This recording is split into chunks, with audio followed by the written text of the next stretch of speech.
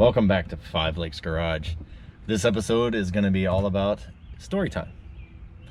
So back in 2006, I drove down to Charlotte, North Carolina to pick up a vehicle that my wife and I purchased. It needed some loving, but it was in decent shape, good price. Now this vehicle came from my brother's friend of a friend, nephew or something like that. So anyway, I drive down to Charlotte, North Carolina. And this is where the story gets interesting. That was the first time actually seeing a camel farm. Yes, there's a camel farm over by Charlotte. It was weird seeing that out there. But anyway, so I get up there and I had a 2005 GMC Envoy that we bought fairly new. Well, the problem is that was a piece of garbage. We actually took a hit to get rid of that thing. But U-Haul will not allow me to have a trailer to tow my vehicle home. So they said the only thing they can give me was a tow dolly. I hate tow dollies, but that's all I had, so we used it.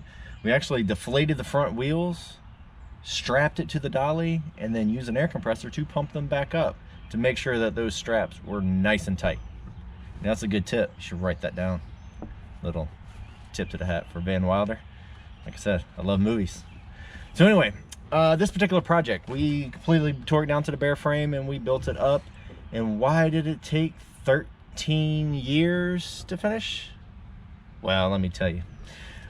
First purchased it in 2006, tore it down in 2007,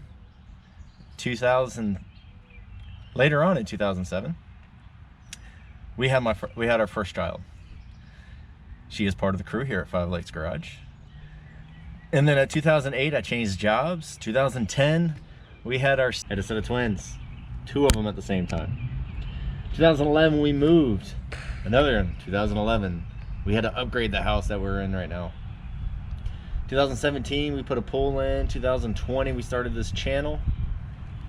And today, it's drivable, it's registered, and I do driving around every now and again, but it's definitely not for highway use or daily driver.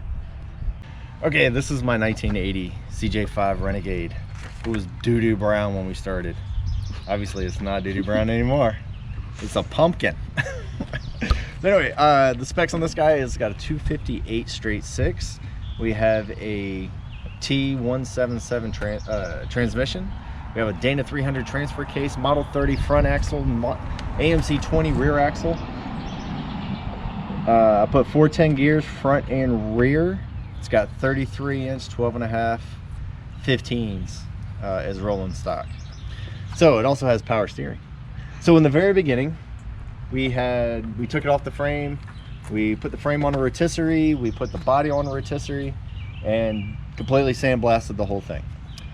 We painted it and got rid of all the rust. There was a lot of rust. We did a lot of body repair and a lot of welding, a lot of grinding.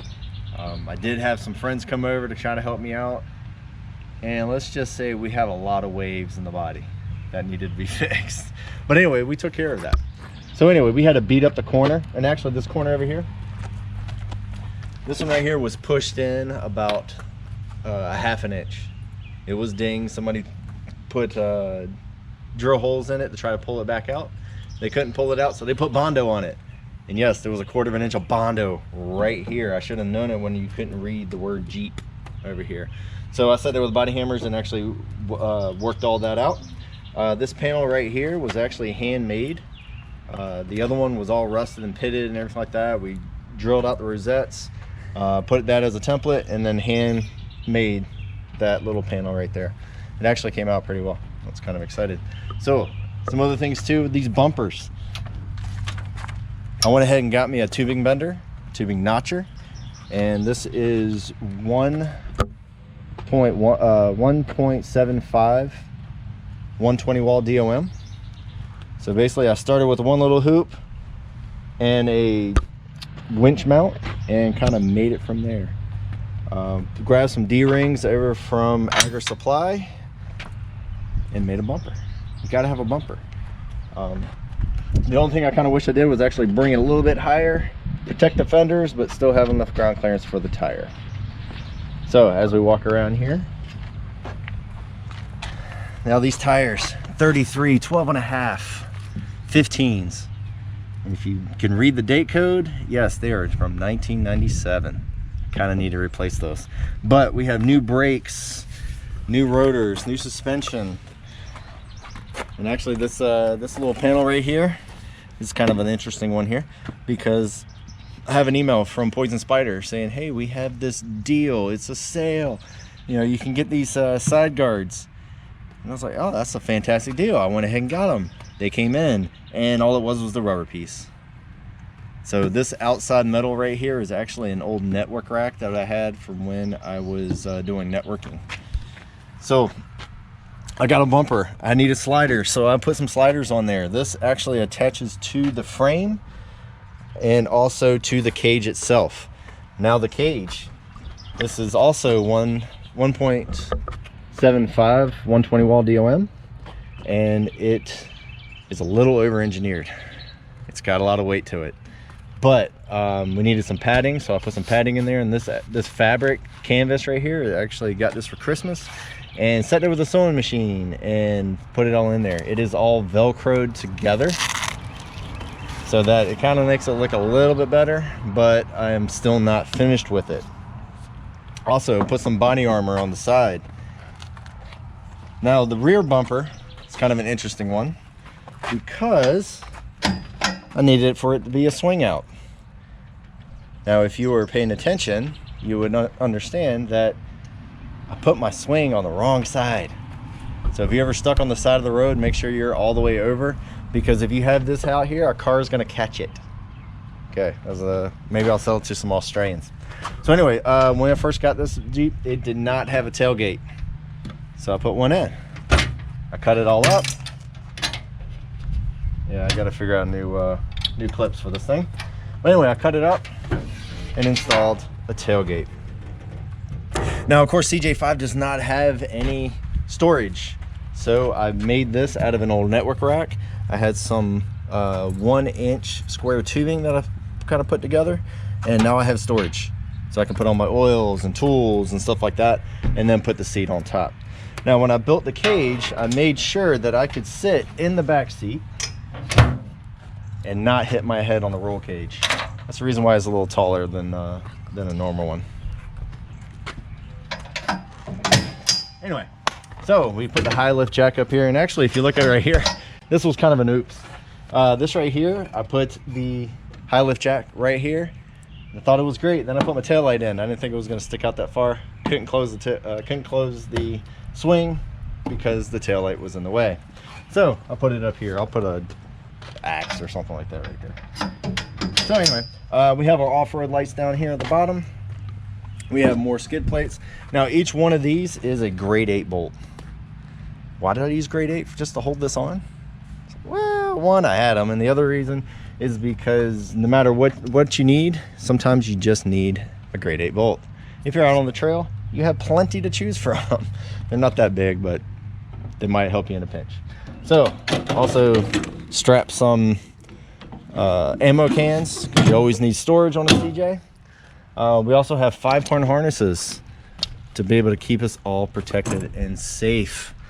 We have dual fire extinguishers because it's a Jeep and it likes to leak. I always call it rust prevention, but it's okay. So anyway, we're gonna still come across to the other side. So if you can notice here, we have twin sticks. All right, it's a Dana 300. You can put 3 double sticks up there to be able to go to high, low, 4-wheel drive, 2-wheel drive, whichever. Gives you a lot more options. So let's go on to the paint. Okay, I did paint it myself. Not that great, I have to say. The one thing I am pretty disappointed on will be the paint job. Eventually I will be stripping it down and repainting it. So coming over here to the engine. Now, this is like I said, it's a 258 straight 6. We have power steering. We also have a Sniper EFI system. Totally transformed this entire thing. It had a 1-barrel, tiny little thing, and it wouldn't suffice. So I took it on the trail once and it did horrible. Came back, put a sniper system on it. All right. So some of the other modifications that we did was that I am about 6 foot, 6'1" if I stand up really straight. Now, when I used to drive one of these in high school, I had a really big problem. I fit in it great, but now apparently I'm too big. So what I did is actually I cut into the rear wall and actually recessed it back so I can push my seat back. So that gave me a 3 inches of extra length.